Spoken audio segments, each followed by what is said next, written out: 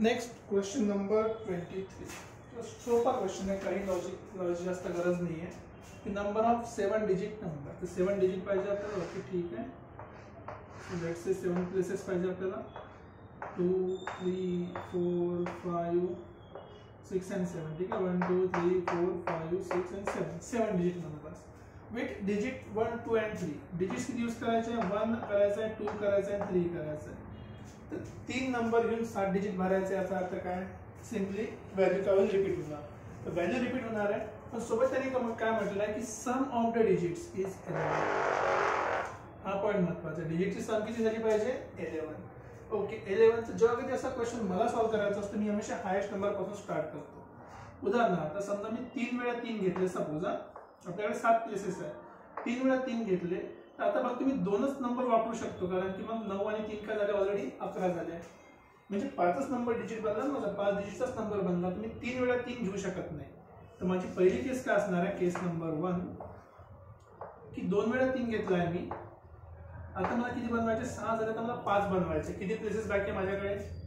हा एक संपला, दुसरी संपली आणि 5 प्लेसेस. 1 2 3 4 5 प्लेस. 5च प्लेस बाकी आहे आणि माझ्याकडे 5 ऍडिशन बाकी आहे. 6 ऑलरेडी संपले. 5 पाहिजे असेल तर 1 2 3 4 आणि 5 संपलं. याच्या व्यतिरिक्त काही पॉसिबल आहे का? काहीच नाही. मग जर याची मला अरेंजमेंट करायची असेल, किती नंबर बनतील याचे? टोटल 7 नंबर आहे. 7 फॅक्टोरियल. त्यात 3 2 वेळा आलेला आहे, 2 फॅक्टोरियल. 1 5 वेळा आलेला आहे, सो 5 फॅक्टोरियल. थोडं सिम्प्लिफाय करतो.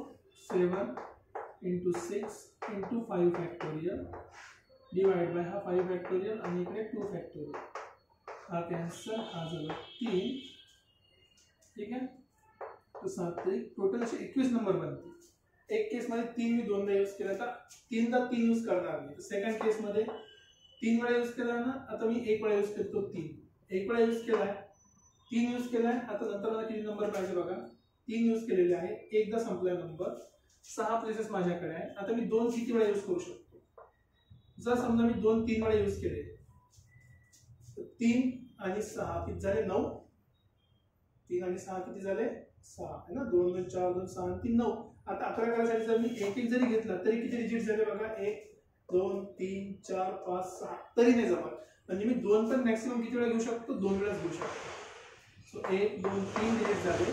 4 5 6 आणि 7. हेच पॉसिबल वे आहे. 3 आणि 4 7 आणि 4 11.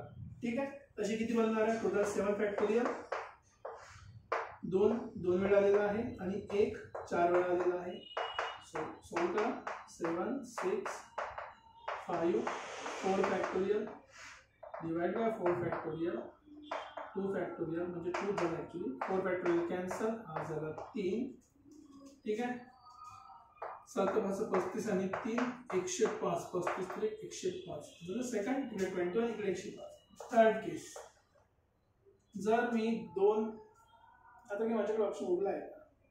जर 3 यूज नाही करत, 3 काढून टाकला. 3 नाही यूज करत, कंपल्सरी थोडे सगळे यूज करायचे आहे.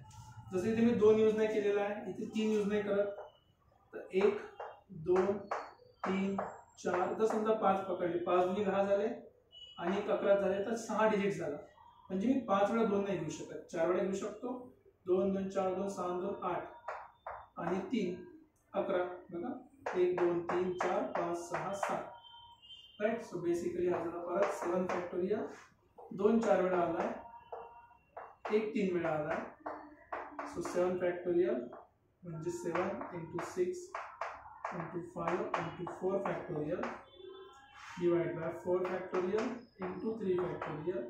4 फॅक्टोरियल कॅन्सल, 3 चं 6 होते, हा झाला 35. याच्या व्यतिरिक्त आणखी ऑप्शन आहे का? बिलकुल नाही. कारण की मी 2 अंकी वाढवू शकत नाही. 2 जर मी 3 वेळा घेतले तर काय चेक करा. 2 जर मी 3 वेळा घेतल्या, ठीक आहे. 2 चा नंबर जर 3 वेळा घेतला, 2 2 2. आता हे झाले 6. आता मला किती पाहिजे? 5 पाहिजे. प्लेसेस किती बाकी आहे माझ्याकडे? प्लेसेस बाकी 1 2 3 4. 4 प्लेस जर 5 करायचे असेल तर एक ऑप्शन काय? मला इथे 3 घ्यावं लागेल. तर 6 आणि 3 9 झाले, तर 2 11 नाही करता येईल. ओके. सगळ्या ठिकाणी 1 घेतलं तर हा 6 आणि 4 10 होईल. म्हणजे 3 वेळा 2 मी घेऊ शकत नाही. याच्या व्यतिरिक्त माझ्याकडे ऑप्शन नाही. सो टोटल नंबर किती झाले? सो टोटल नंबर टोटल माझ्याकडे झालं आहे, टोटल माझ्याकडे 105 आहे, आधी 35 आहे आणि 21 आहे, 161 आय गेस.